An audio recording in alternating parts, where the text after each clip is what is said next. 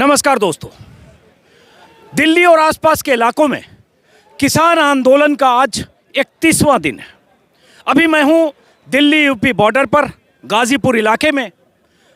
यहाँ इस हाईवे पर NH 24 पर किसानों का प्रदर्शन चल रहा है, धरना चल रहा है, आंदोलन चल रहा है। अभी एक खास बात देखी, मैं अगर आया इस हाईवे पर, युवाओं की तादाद अचानक, यहाँ सैकड़ों युवा, बल्कि हो सकता है 1000-2000 युवा हों, अचानक युवाओं की तादाद दिखी।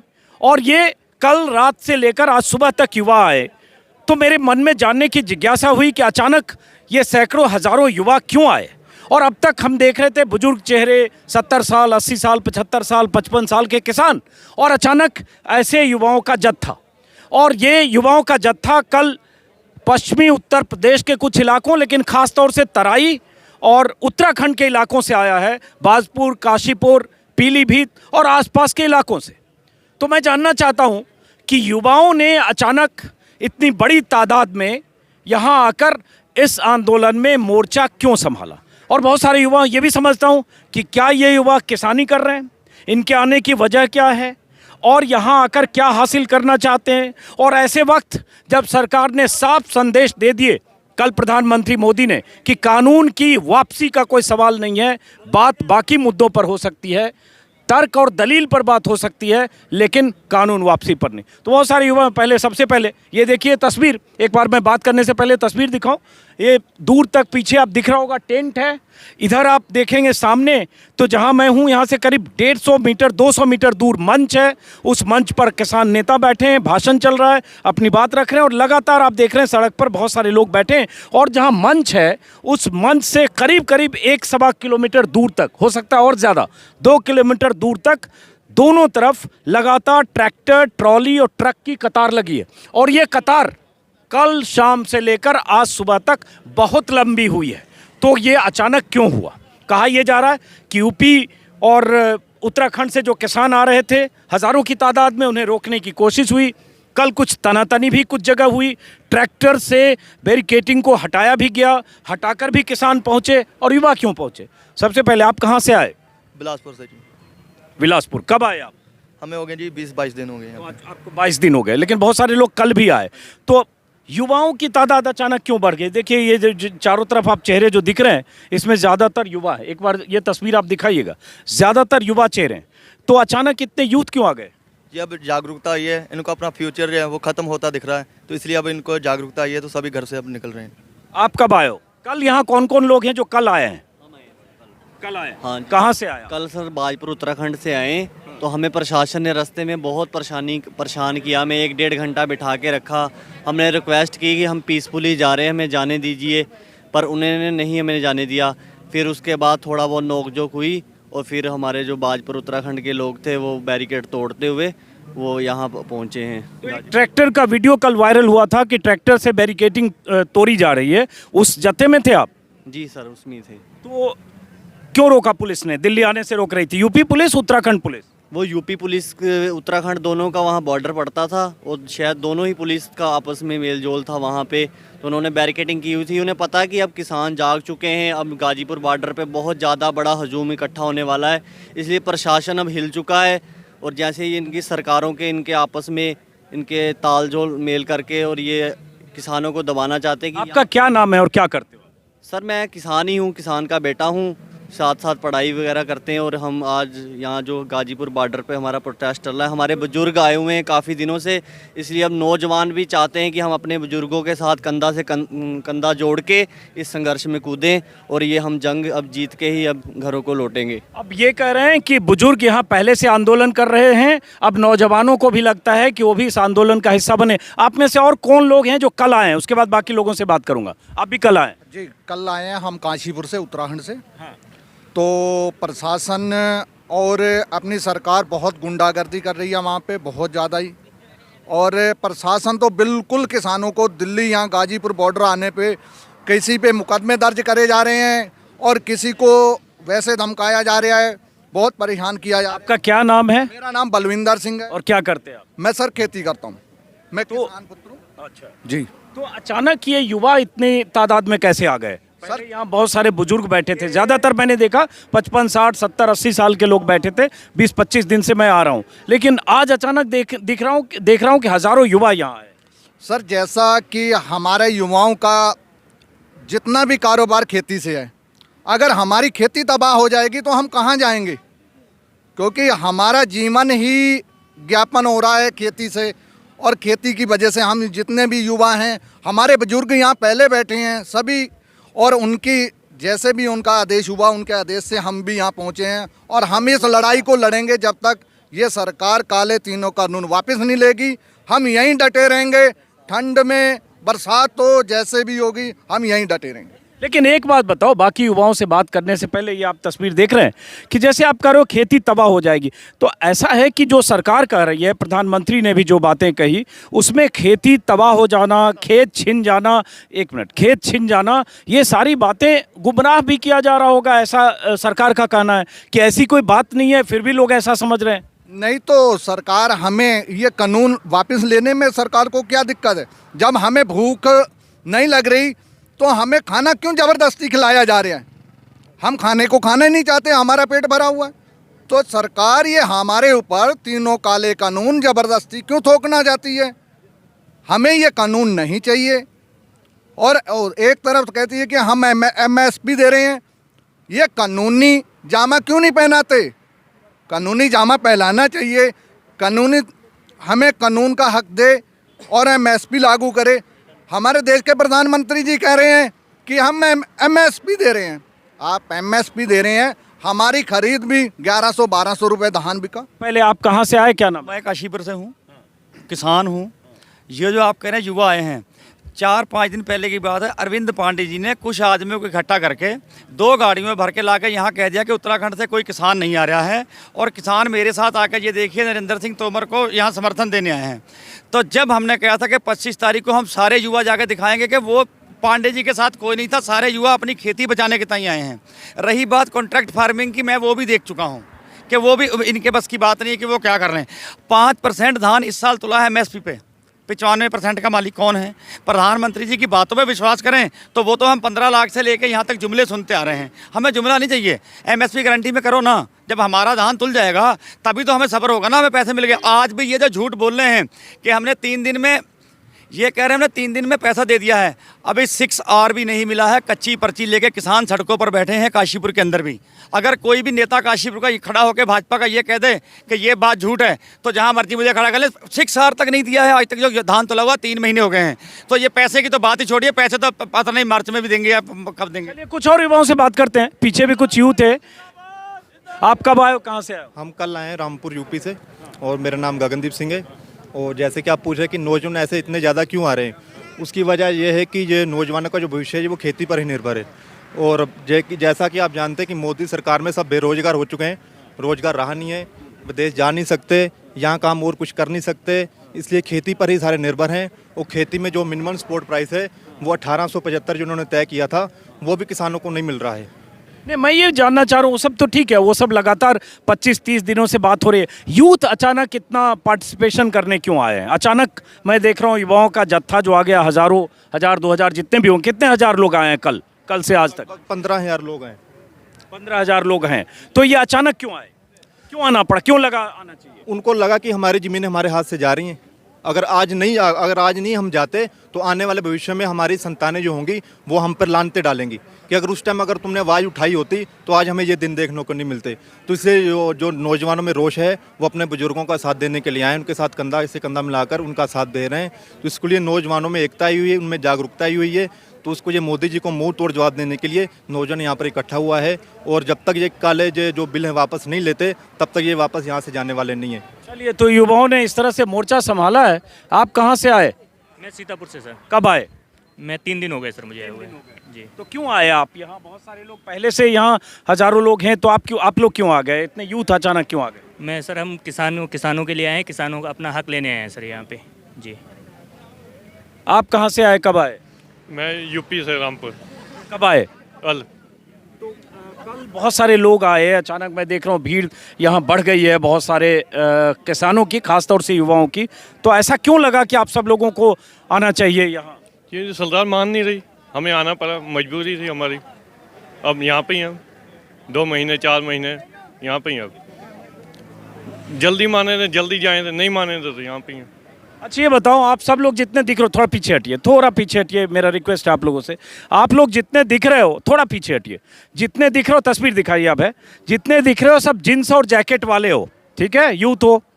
और बीजेपी के नेता यही सब कहते हैं कि ये जीन्स वाले, जैकेट वाले, स्पोर्ट्स शू वाले, ये सब जो दिख रहे हैं तो किसान है ही नहीं, इनके पीछे कोई है, कहीं से फंडिंग होती है। और बीजेपी के नेता कुछ कहते हैं कि पाकिस्तान और चीन से पैसे आते हैं, कनाडा से पैसे आते हैं। दरअसल ये किसान नहीं है, किसानों में घुसे हुए हैं लोग हैं।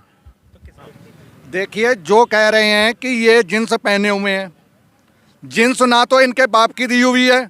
हम किसान हैं, हमने कमाई करी है, खेती करके हमने जींस पहनी है। और ये अपने देश में प्रधानमंत्री जी बैठे हैं, ये 1.5-2 लाख रुपए का पहनते हैं जब कुर्ता पजामा। तो इनसे पूछा जाए ये पैसे कहाँ से लाए? चाय बेचने वाला ये कहाँ से कुर्ता पजामा? उनकी तो तनख्वाह भी होगी, देश के पीएम हैं, 15 साल चीफ मिनिस्टर रहे हैं। तो देखिए, हम भी तो मेहनत कर रहे हैं, हम भी तो मिट्टी से हम भी तो अन्न उगा रहे हैं। अन्न उगाने के बाद भी उसे जाके मंडी में बेचते हैं, बेचने के बाद में ही तो हम आ रहे हैं। जब हमें आज हमारे दिल पे और हम पे चोट लगी है तो तभी तो यहाँ हम पहुँचे हैं। हमारे घरों में बर्बादियाँ हो रही हैं, ये काले कानून हम पे थोपे जा रहे हैं, तो हम कहाँ जाएंगे? सर हम जीन्स हम जीन्स उतार सकते हैं एक बात पे, अगर हमारी जितनी प्रॉपर्टी है हम जीन्स उतार देंगे। ये जितने लोकसभा के अंदर बैठे हैं ये पजामा पहन के जीन्स में आए, इनसे भी कहिए उतार दें। और मैं खुद कनाडा से रह के आया हूँ, इसका मतलब ये थोड़ी अगर मैं अपनी किसी तरीके से कनाडा पहुंचा हूं और मैंने वहां 2 साल काम कर लिया और मैं अगर 1 लाख रुपए ले आया और मेरे बच्चे ने अगर 5,000 के जूते पहन लिए तो क्या उसमें किसी का क्या गुनाह है? अगर मैं दिहाड़ी कर रहा हूं तो क्या मैं कपड़े भी नहीं पहन सकता? कपड़े पहनने का तो मुझे हक है ना, मैं नंगा तो नहीं रह सकता। अगर मैं कुर्ता पजामा पहन लूँगा, चलो मैं कुर्ता पजामा नहीं, मैं कहता हूँ कि मैं अंडरवियर में ही रह जाऊँगा यहाँ से। मोदी जी बिल वापस करें, MSP गारंटी ले। मैं दावा करता हूं कि मैं सारी जिंदगी कुर्ते पजामे में रहूंगा। और उतार दिया मैंने आज ही। अगर हमारे जितने भी बीजेपी के कार्यकर्ता हैं या बीजेपी के विधायक हैं, सांसद हैं, वो कहते हैं जींस की पैंट पहन के आए हैं, हम आज से जींस की पैंट भी उतार देंगे। कल को ये तो हमें नागालैंड ही बनाने लग जाएंगे कि ये कच्चे में आ गए। वैसे एक दिलचस्प बात ये है, ये तो चलिए जो बात ये कह रहे हैं ये सच है कि ADR की रिपोर्ट अगर देखेंगे, हर साल जब चुनाव होता है, चुनाव के बाद जब ADR की रिपोर्ट आती है तब पता चलता है कि 5 साल सांसद रहने के बाद, 5 साल विधायक रहने के बाद या 10 साल संसद में रहने के बाद नेताओं की प्रॉपर्टी कितनी गुना बढ़ती है। कई बार फकीर चंद जो नेता होते हैं 10 साल चुनाव लड़ने के बाद अरबपति, 10 साल संसद में रहने के बाद अरबपति हो जाते हैं। 10 साल विधायक होने के बाद गाड़ियों का काफिला होता है। 10 साल पहले कहीं स्कूटर पर चल रहे होते हैं तो अचानक उनके पास पैसे आते हैं। और ये डॉक्यूमेंटेड प्रूफ है, सारी रिपोर्ट है इसको लेकर कि संसद में सांसदों की संपत्ति, जायदाद कितनी गुना बढ़ती है। लेकिन युवाओं को लेकर, किसानों को लेकर ये सवाल बीजेपी के नेता, ट्रोल्स ये लगातार उठाते हैं। उनके जहन में, पीछे हटिए, थोड़ा सा पीछे हटिएगा, उनके जहन में किसानों का मतलब होता है बहुत गरीब किसान, हवाई चप्पल पहनने वाला किसान, ऐसा किसान जो बहुत फटेहाल रहता हो, जिसके जिस्म पर अच्छे कपड़े ना हो, जिसके पास कोई सड़ा सा मोबाइल हो, जियो का सिम हो जो 100 रुपये चार्ज कराता हो, उनके लिए किसान का मतलब वो है। तो दरअसल किसान वो भी हैं जो यहाँ हैं। किसान की परिभाषा वो नहीं हो सकती है जो परिभाषा वो गढ़ते हैं, और उनकी परिभाषा पर जब ये फिट नहीं बैठते हैं, इनकी शक्लें उस पर फिट नहीं बैठती है, तो फिर कहते हैं तो किसान है ही नहीं। इनके पीछे कहीं से पैसा आ रहा है, कहीं से फंड हो रहा है, कहीं से इनको पीछे से कोई उकसाकर फंड देकर ऐसी व्यवस्था कर रहा है जिससे यहाँ ठहरते। और मैं कई बार वीडियो में बात कर चुका हूँ, और कई बार मैं बीजेपी के सांसद रमेश बिधूड़ी के उस बयान का जिक्र कर चुका हूँ जिन्होंने कहा वहाँ जो लोग बैठे हैं ठलुए हैं, गांव से आए हैं, उनके पास गांव में कोई काम जैसे नहीं होता है वैसे यहाँ के बैठे, अच्छी रजाइयाँ मिल रही है, गर्म पानी मिल रहा है, लंगर में खाना मिल रहा है, इसलिए 1500 लोग बैठे हैं। लेकिन इन लोगों की तादाद आप सिंघू बॉर्डर, टिकरी बॉर्डर, कुंडली बॉर्डर, अब आज की तारीख में जयपुर हाईवे पर शाहजहांपुर के पास और अब ये गाजीपुर, ये जब तादाद देखेंगे तो ये तादाद लाखों में है। बेशक रमेश बिधूड़ी मानते हो चंद लोग हों, बीजेपी के नेता मानते हो मुट्ठी भर लोग हों, प्रधानमंत्री मानते हो कि कुछ लोगों की जमात हो, लेकिन ये जमात लंबी होती जा रही है। और वो ये जमात है जो अभी हाईवे पर है, गांव में लोग हैं जो आना चाहते हैं, इनके परिजन हैं जो इस आंदोलन के पक्ष में हैं, जो कृषि कानूनों के खिलाफ हैं, लेकिन आवाज़ें उनकी मुख्यधारा की मीडिया में गूंजती है जो अलग अलग राज्यों से प्रधानमंत्री के साथ लाइव होते हैं, पूरे दिन चैनल पर दिखते हैं और लगता है दरअसल वही किसान है जिन्हें 500 रुपये महीना 4 महीने में 2000 मिले और वो किसान प्रधानमंत्री से कहता है उसकी ज़िंदगी बदल गई। 2000 रुपये में कैसे ज़िंदगी बदल सकती है? और अगर 2000 में ज़िंदगी बदलने का फ़लसफ़ा उसी पैमाने पर किसानों को देखते हैं तो आपको ये किसान नहीं नज़र आएंगे। तो ये नज़रिए की बात है, इसको सोचने की बात है। बहुत सारे युवा हैं, आप जरा थोड़ा पीछे हटिए, आप लोगों से और बात करता हूँ। आप कहाँ से आए हो? आप भी वैसे स्पोर्ट्स शू वाले दिख रहे हो, कहाँ से आए हो? पीलीभीत से। कब आए आप? कल आए। तो अचानक कल जत्था क्यों आया?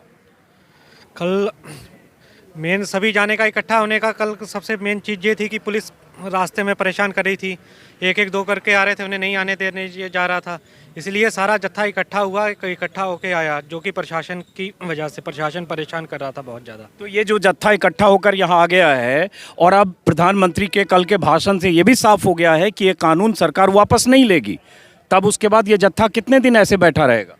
1 साल बैठ जाएगा, 2 साल बैठ जाएगा, बैठने में कोई दिक्कत नहीं, बैठे हैं, बैठे रहेंगे जब तक नहीं हो। तो अपने साथ आप लोग राशन पानी लेके आए हो? राशन पानी हमारे पास 6 महीने का है, आने को बहुत आ रहा है, इतना राशन पानी है यहाँ पे, हर एक कोई बुला रहा है, बुला के खाने वाले कम है, खिलाने वाले ज़्यादा हैं। आप कहाँ से आए हो? यूपी बिलासपुर। तो आप क्यों आए हो? कितनी उम्र है आपकी? 13 साल। पढ़ाई करते हो? यस। तो आप क्यों आ गए यहाँ? पापा के साथ। पापा के साथ आ गए। तो पढ़ाई छूटेगी नहीं? आप यहाँ, पापा आपके आंदोलन में हैं, धरने पर बैठे हैं, किसान हैं, तो आपकी पढ़ाई छूटेगी? कोई बात नहीं, वो तो पहले से छूटी है, साल हो गए। तो कोरोना की वजह से। तो अब यहाँ पढ़ाई छोड़कर ये सड़क पर कितने दिन प्लान है आपका? हमारा तो ऐसे हफ्ते का है। हफ्ते भर यहाँ रहोगे। क्या नाम बताया? दक्षप्रीत सिंह। दक्षप्रीत सिंह 13 साल का है, पढ़ता है। अब यहाँ अपने पिता के साथ, उसके पिता इस आंदोलन का हिस्सा है, पिता के साथ यहाँ आ गए। जी जी बोलिए। हालांकि मैं, आप आंदोलन की बात कर रहे हैं कि कब तक यहाँ डटे रहोगे? अंग्रेजों का राज था हिंदुस्तान पे। 1906 में एक मोर्चा लगा था जो 9 महीने तक चला था, और ये मोर्चा हो सकता है 9 महीने से भी ज़्यादा चले, और इसमें हमारी जीत होगी, किसानों की जीत होगी, मजदूर की जीत होगी। और ये कहते हैं फंडिंग है, फंडिंग कहाँ से? आज से 550 साल पहले बाबे नानक ने लंगर चलाया था, और वही लंगर आज चल रहा है, किसी के बाप का नहीं है, ना गवर्नमेंट दे रही है, ना पानी दे रही है, ये बाबे नानक का लंगर है, और ये चलता रहेगा, और पता नहीं कब तक चलता रहेगा ये। एक मिनट, थोड़ा पीछे हटिए, एक मिनट। आप कहाँ से आए हो? हम बादीगढ़ से हैं, जिला बिजनौर से। जिला बिजनौर से। यूपी से। आपका? जुझार सिंह नाम है। जुझार सिंह। आप कब आए? कल ही आए हैं जी। कल ही आए। तो बहुत सारे लोग कल आए हैं यहाँ, जिसका जिक्र मैं कर रहा था। तो क्यों आए जुझार आप यहाँ? ये लोकतंत्र का बिल्कुल हनन हो रहा है जी, इसलिए हमें आना पड़ा है। कैसे? मतलब पर पुलिस प्रशासन जो है वो निकलने नहीं दे रहा घरों से, तो ये बिल्कुल एक गलत बात है, ये हमारा संवैधानिक अधिकार है। हाँ जी, तो इसलिए हमें युवाओं को आना पड़ा है।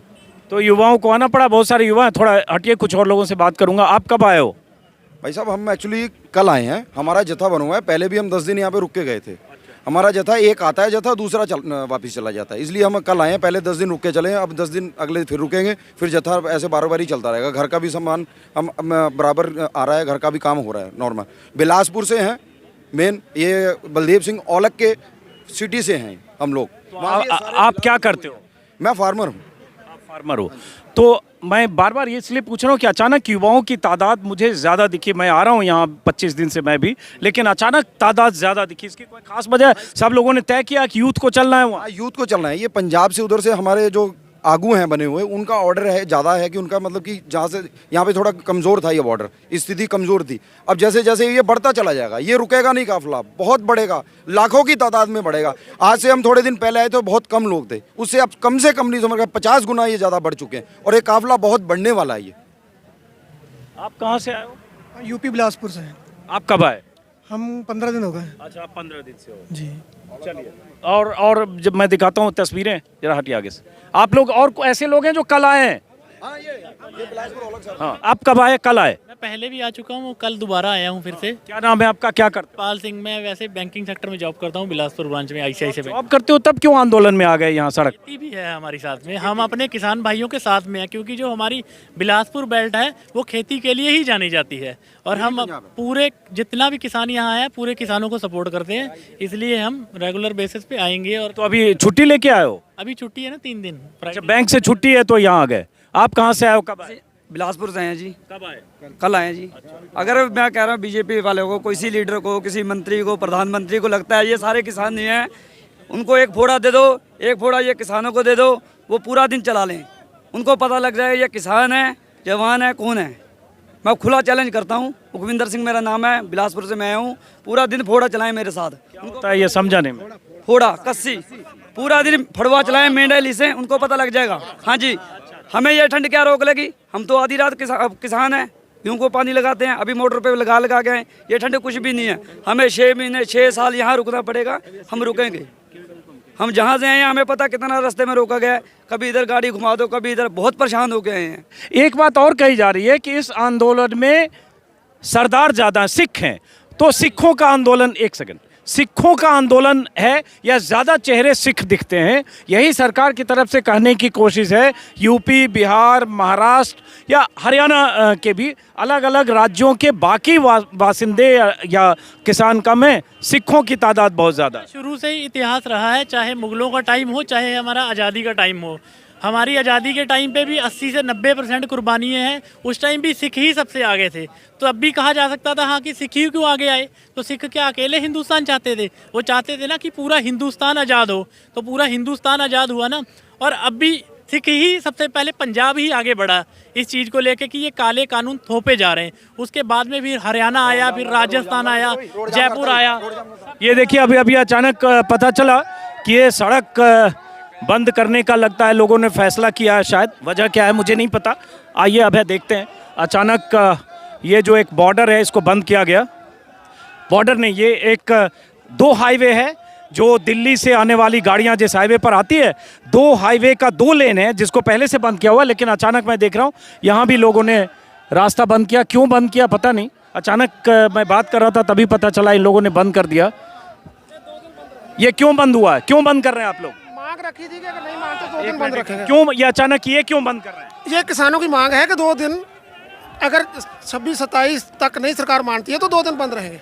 लेकिन ये तो अभी 2 हाईवे खुला है, इसको भी आप बंद कर दोगे तो जो लोग आ रहे हैं उनको भी परेशानी होगी। अचानक लोगों को रोका, सरकार अपने आप जाने, फिर सरकार, इतने लोग परेशान हो रहे हैं तो थोड़ा सबको परेशानी झेलनी चाहिए। ये देखिए, अचानक उधर से जो जत्था था वो सड़क पार करके इस तरफ आ गया और यहाँ गाड़ियाँ रोक दी गई है, और ये गाड़ियाँ जो दिल्ली की तरफ से आ रही थी उनको यहाँ अचानक रोक दिया गया। वजह क्या है पता नहीं, ये क्यों रोका जा रहा है यहाँ पे?